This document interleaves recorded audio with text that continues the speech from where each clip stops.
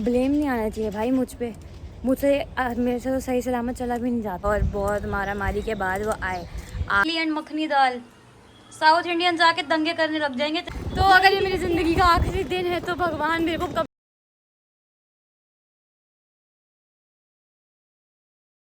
Hi guys, welcome back to my channel. तो अभी पता है क्या हुआ था, मेरे ना वैन वाले भैया मुझे लेना भूल गए थे, ठीक है ना। तो मम्मी ने उन्हें कॉल करा और बहुत मारा मारी के बाद वो आए। तो वो गए। अब मैं यहाँ पहुँची कॉलेज में 11 मिनट लेट।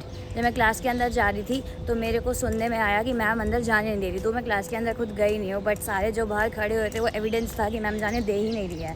कोई 9 मिनट लेट था, कोई 11 मिनट लेट था, एंड सेम फॉर मी, मैं भी उतना ही लेट थी, तो जाने तो दिया नहीं।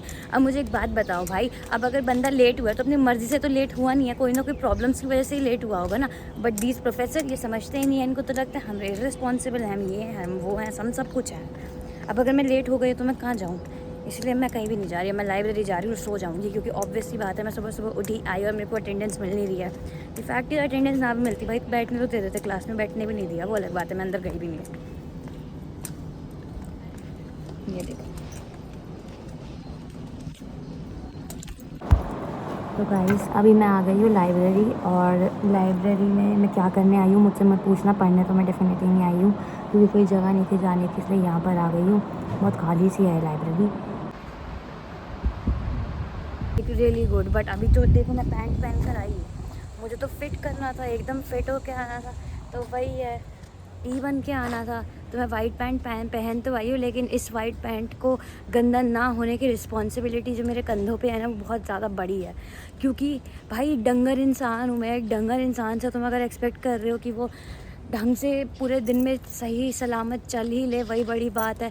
और इस वाइट पैंट को गंदा ना करना का तो बहुत बड़ी बात है। बट आई स्टिल ट्राई कि मैं इसे गंदा ना करूँ, बट अगर कहीं ना कहीं हो भी जाती है तो ब्लेम नहीं आना चाहिए भाई मुझसे मेरे से तो सही सलामत चला भी नहीं जाता है। मैं झूठ नहीं बोलूँ यार, क्यों मैं झूठ बोलूँ। मैं एक पैर आगे रखती हूँ, दूसरी तरफ गिर जाती हूँ, फिर दूसरा पैर आगे रखती हूँ, तीसरी तरफ गिर जाती हूँ। इतनी ज़्यादा तो क्लमजी हूँ। क्लमजी सिर्फ मैं अपनी ज़ुबान से नहीं हूँ, हाथ पैर से भी क्लमजी हूँ। तभी गाइस मेरे को ना एक चीज़ रियलाइज़ होना है, सो ये and I really want you all to know. And ये थिंग है कि हमारे यहाँ पे लोगों के अंदर बेसिक सिविक सेंस बिल्कुल भी नहीं है। अब तुम सोच रहे होगे भाई सोशल मीडिया वाली बात मैं बोल रही हूँ, बट सोशल मीडिया इस चीज़ को हाईलाइट करने में बिल्कुल रॉन्ग नहीं है।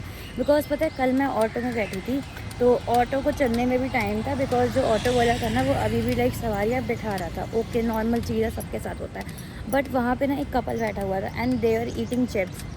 ओके, ऑल राइट, अभी इसमें कोई बड़ी बात नहीं है, बट द फैक्ट इज़ उन्होंने चिप्स खा के वही वाला सेम रैपर बाहर फेंक दिया। अभी तुम कहते हो हमारा देश गंदा है, हमारा देश ऐसा है, हमारा देश वैसा है, but are you taking responsibility? Like मुझे, एंड वो बहुत ज़्यादा बड़े नहीं थे यार, यूथ लाइक वही थे, हमारी हमसे बहुत ज़्यादा बड़े नहीं होंगे यार, 5-6 साल ही बड़े होंगे।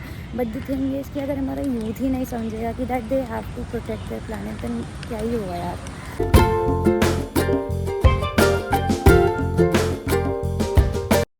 हाँ तो गाइस मुझे याद आ गया मैं क्या बोलने वाली थी। तो मैं पता क्या बोलने वाली थी, बेसिकली ये बोलने वाली थी कि मैंने तुम्हें बताया था ना मुझे जापानीज़ डेलीगेशन से मिलने जाना है। वेल वो 17 तारीख को था और मैं नहीं गई। मैं तुम्हें बताती हूँ मैं क्यों नहीं गई। पहला तो इन लोगों ने मुझे उधर से निकाल दिया था, ये कह, और कोई मेल नहीं आया कि that you are not going. मैं उस दिन पूरा फॉर्मल क्लोथ्स में आई। साबाई जो टीचर असाइन थी मुझे ले जाने के लिए, she didn't even took the responsibility to inform me that you are not going. And मैं मैसेज कर रही थी तो रिप्लाई भी नहीं करा। She was like just follow the mails, you are the supervisor, just take some responsibility for god sake man.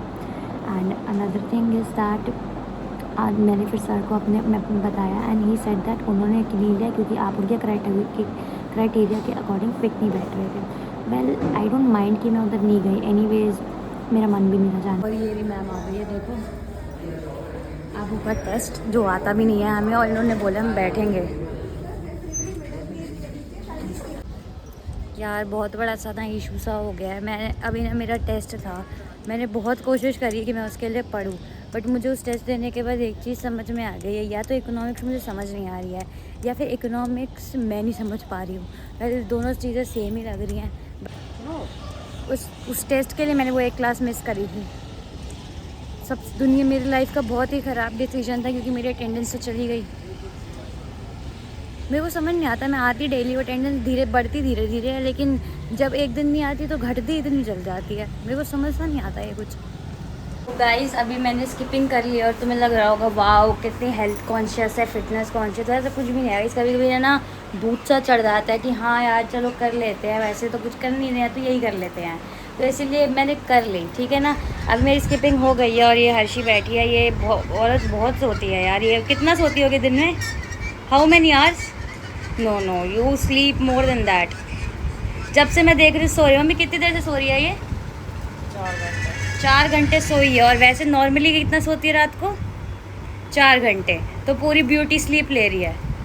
Wow guys, do you have any sort of tea? Do you have any tea mummy? किसी ने गली मोहल्ले में कुछ करा हो?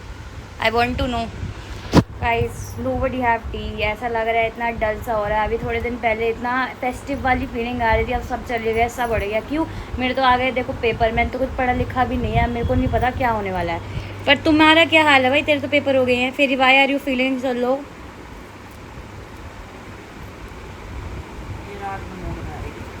Okay guys, आपको इसका जवाब मिल चुका है, जो कि मुझे भी नहीं मिला पर आप लोगों को मिल गया है।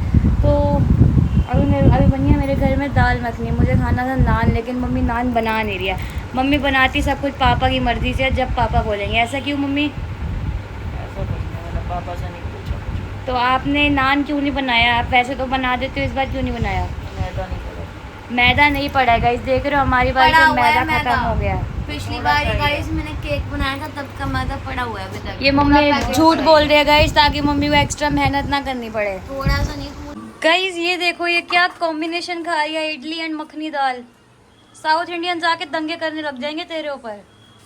गाइस साउथ इंडिया में सब खाते हैं इडली के साथ। ये तो नहीं खाते होंगे। वहाँ सब कुछ खा। सब खाते हैं, चिकन विकन सब खाते हैं। Not at all. और गाइज मम्मी मेरे लिए स्पेशली बना रही है रोटी, क्योंकि अभी टाइम भी नहीं हुआ। मम्मी कितनी प्यारी है। Thank you mummy, thank you so much. काम करे तो प्यारी हो जाती है माँ। अच्छा बेटा, तू बड़े कमेंट पास करती है, तू भी कर लिया कर फिर कुछ। मैं क्यों करूँ जब मैं मेरा काम थोड़ी। अभी तो तू भी कह रही थी मेरे लिए बना दो, बोला नहीं था इसने? मैंने बोला जब आप बोला नहीं था फ्री मम्मी होगे इसने? तब बना देना। मैंने मम्मी को सेम बोला था। भाई कितने गाइस, इतने दोगले लोग हैं ना हमारे घर में, मतलब तुम देख देख के थक जाओगे। सबसे बड़ी तो ये हर्षी है, सबके अगेंस्ट कर देती है सबको। इसके वर्ड्स में बहुत पावर है, कभी इसको किसी पॉलिटिकल उसमें पोजीशन में मत दे देना, सबका ब्रेन वॉश कर देगी।